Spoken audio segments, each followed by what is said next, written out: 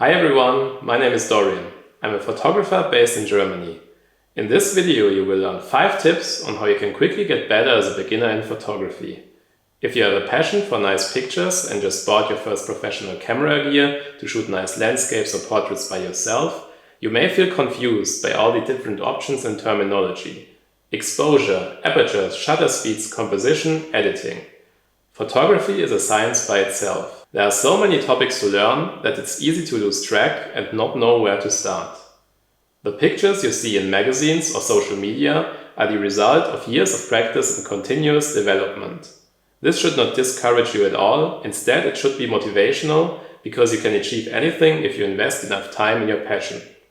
Every professional photographer was once at the same point as you are right now. I started with photography 2 years ago as a hobby and I am now working on it to do it full time. The following tips helped me to improve a lot in my first weeks of photography. If you are buying a camera for the first time, no matter if it's a DSLR or mirrorless one, and have no experience using it, you should start focusing on its features. You should definitely read up on the general functions of your camera. On the internet there are countless good tutorials on how to use it. It doesn't matter which manufacturer your camera comes from, because the basic functions are actually the same. It's perfectly fine to shoot in automatic mode at the beginning.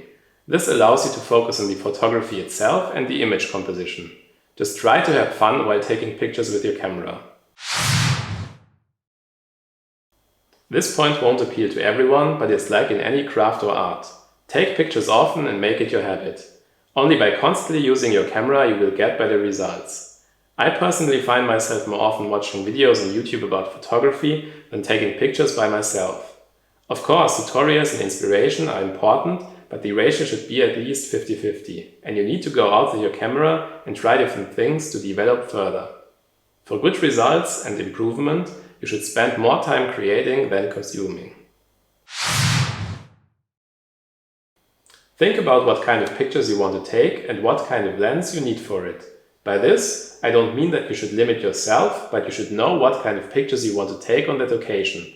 In landscape photography, for example, it's best to use a wide-angle lens to capture as much of the environment as possible. However, this lens would be mostly unsuitable for wildlife or sports photography, as you won't be able to get close to the animals or the athletes. For this range, a telephoto lens would be the right choice. With this, you will be able to take pictures from a distance and not scare the animals. If you like to take images of people and create portraits in which the background is nicely blurred, then you need a fast lens which can let in a lot of light. You can recognize the light intensity by the number behind the focal length. For example, a 24-75 2.8 lens. The number 2.8 indicates the light intensity of the lens. The lower the number, the faster the lens. This allows you to take pictures with bokeh, and your subject will appear detached, popping out of the picture. Besides, you can also shoot at night with such a lens. If you are not sure what kind of shots you like to take, check out your phone's image gallery to see what you focused on so far. If you are still unsure, I would recommend a standard zoom lens with a focal length between 24-75.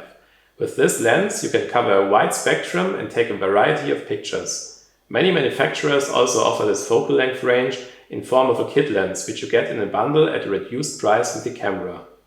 If you are interested in a lens with a good price-performance ratio, you should check out this video where you see my experiences with the Sony 2870 kit lens and what kind of pictures you can take with it. Try to simplify your images. Your image should have a clear subject. So declutter your composition, look at the environment in which you want to take pictures and ask yourself what details appeal to you. Then block out everything else. For example, if you are taking landscape pictures, try to put a person in the picture to show the perspective. With an overloaded image, the viewer doesn't know what to focus on and the image quickly becomes uninteresting.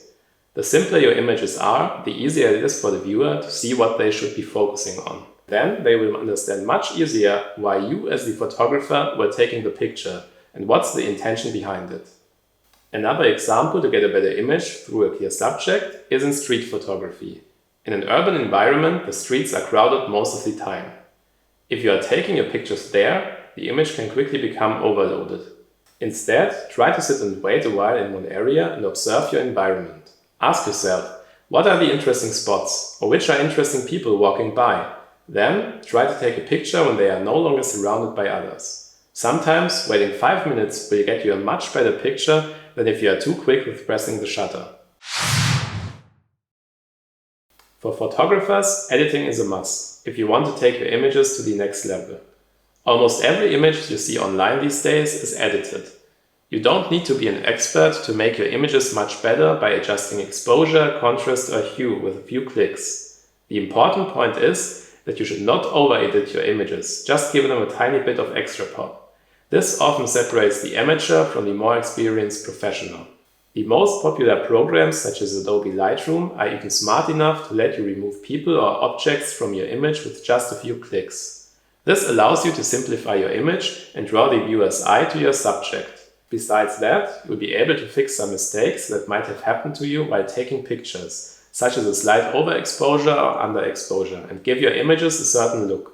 Presets is another keyword here. For example, play with different color and contrast settings and learn as early as possible how to work with presets. You can design your own ones, or you may also think about buying ready-to-use presets from famous photographers in the first step. This is totally legit. YouTubers such as Peter McKinnon, Pat Kay or others have designed their own presets. Buy a pack for around €30. This will save you a lot of time in the beginning and push your pictures to the next level. I can really recommend investing in a program like Adobe Photoshop or Lightroom to make your pictures look more professional. In the small version of the Adobe Creative Cloud, you can license those two programs for about €20 per month.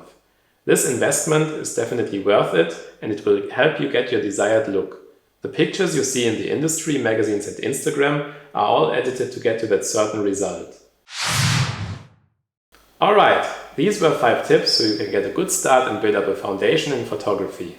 So now take your time and try them out in your daily photography and let me know how it worked out. What kind of tips would you suggest beginners in photography? Let me know down in the comments.